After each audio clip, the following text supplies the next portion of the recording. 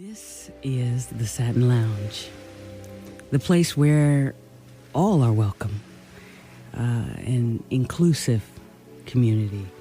And there's no one who emanates this practice more than our next guest who joins us in Pillow Talk. He's a religious trailblazer, human rights advocate and author, founder and senior pastor of the nationally known 3,500 plus member Vision Church of Atlanta. He is also the founder and presiding bishop of the United Progressive Pentecostal Church Fellowship, which is this growing fellowship that oversees more than 90 affirming churches and faith-based organizations around the United States. And I think even internationally. Is that right, Bishop? Yes. Satin Lounge, please help me welcome this master of unconditional love. Bishop O.C. Allen, thank you for being here. Hello. I'm so excited about being here. Thank you. I am honored that you are here. Oh, I'm honored that you're here to create love with me. That's what we do here on a weekly basis, and I'm glad that you're here to saturate the atmosphere with your love. Awesome. First of all, 3,500 plus and growing. Yeah. That's a whole lot of sheep to shepherd. Whole lot of sheep. Yeah. Now, I've been to your church, Uh-huh. okay, and I wanted to tell you. What did you think? Oh my God, it was absolutely incredible to feel that much love and unity and harmony in one place at the same time. I was overwhelmed by the kind of love that I felt there. Awesome. Can we talk about how unique your church is? How would you describe it? Wow. I could use a million words, and I'm not sure that would adequately define what our ministry is to all of us. I would say that at the end of the day, you just used the term. It's so awesome, creating love. Yeah. I love that. I love that. I believe that the ministry has become a place that has focused its attention on really trying to create a space of love, safety, the dynamics, all of the issues that point toward creating a world that is not afraid of love. And it's a profound thing when you can bring everybody together. Oh. When we first started, the goal was to just provide primarily a safe place for two types of people. Primarily LGBT people. Right. LGBTQI. Yeah. S, M, you know, all the alphabets. X, Y, Z. Yeah, Got X, Y, Z. it. Yes. All the alphabets. In a very safe place. Yeah. But then also, there were people that were just over church or over religion. Right. You know, that really wanted a space that created love, that focused on love, where the intention was love. The intention was not control or over indoctrination of ideas. Even though, you know, we're a Christian church, so we do focus on Christian ideals, but at the end of the day, I believe that the whole point is love, creating love. I just know that I have fallen in love with that. Yes. Creating love. We all seek love, but many of us have various experiences with it.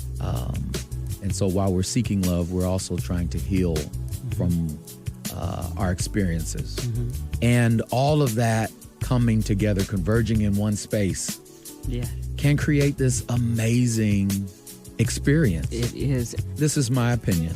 It's my personal mantra, but it's my opinion. I mean, if you say you're inclusive, that also has to mean, if you're saying you're creating a space that's inclusive, that has to mean there must be people in the room that don't look like you. Right.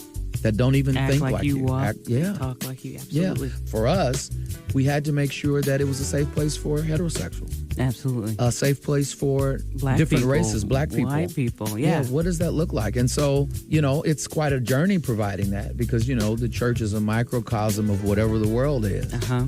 And the world is full of division and full of stuff. Right. Well, that comes in the room too. But at the end of the day, our pursuit is creating love. And as long as that remains the focus, you end up creating a powerful experience. Absolutely. And I am so proud that the Vision Church exists, that you exist, that there are trailblazers who carry this mantra of unconditional love. It's wonderful to actually get someplace where you're comfortable enough to take your coat off to hear a dialogue about who you could aspire to be, which is a better you. Yeah. We need more places like that. Yeah, and I'm do. so glad that We do. this one exists. Well, it is a principle that the opposite exists in everything. If there's black, there's white. If there's right, there's wrong. If there's love, there's hate. Yeah. Okay, and you were talking about how that comes in the room also, and how you have had to deal with the haters. How do you handle your opposition to your vision? How do you deal with that? I don't. You don't. Okay. I think, so let me be honest. Okay. When we first started this journey of ministry, Christ-centered ministry, it was very difficult. I'm in the Bible Belt. People assume that because Atlanta is supposedly the black gay capital of the world, that, some kind of way, it's going to be easy to do. Well, actually, quite contrary. That's absolutely not true. Okay. Because the oppressed carry their oppression no matter what city they're in. Right, I don't care where they are. Exactly. And so it was difficult. And so I think that early on I did have a season where I was responding to people that felt differently than I felt. Okay. Until I got to this amazing place where I realized, number one, if you have been called to be a leader, to be what people are calling me a trailblazer, which I don't necessarily accept because you are, sir. I stand on the shoulders of other people. Okay. But if you are called to move and progress the world forward, you also don't get a right to be upset with the people that have an issue with you. Absolutely.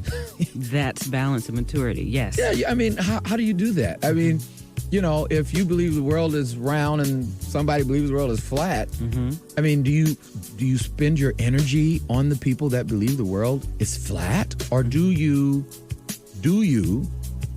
literally focus on you and what you believe? And not even try to prove that the world is round, but live and exist as though the world is round, and people will get to that point. And so I very clearly stopped responding to my critics. I expected to have critics. I have to have critics if I am doing something that is different and new.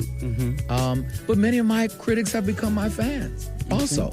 And I think if you get stuck on critiquing those who critique you, you miss an awesome opportunity of allowing them to go through their process. And so naturally, I had haters, but then also the haters on the outside are not the issue. Okay. I think creating this environment of love has also had its challenges, because within the LGBT community, interestingly enough, as we are, I just listed out the alphabets, they're still separate alphabets. Wow. They're still separate alphabets. I'm not suggesting that people shouldn't have their own identity. But as I've matured in ministry, I've actually kind of gotten to a place where people, even listening, might disagree with me. But I think our own sexual orientation or our race or these types of demarcations actually are limited. I believe as a spiritual leader that first and foremost we're spirit. We're spirit having first. A human experience. How do we connect the dots in the spiritual realm in terms of who we are? And that's been the challenge. And so, trying to teach that in a room where the heterosexuals and the homosexuals are trying to be comfortable with each other, which is actually much easier than the lesbians and the gay men being comfortable with the transgender men and women. That's true. Yeah. Is there an elephant? And then I don't. Yeah. Then the bisexuals and just all of that. Yes. Comes in the room. And it's a journey. I don't even believe that it is my assignment to eradicate all of it, you know?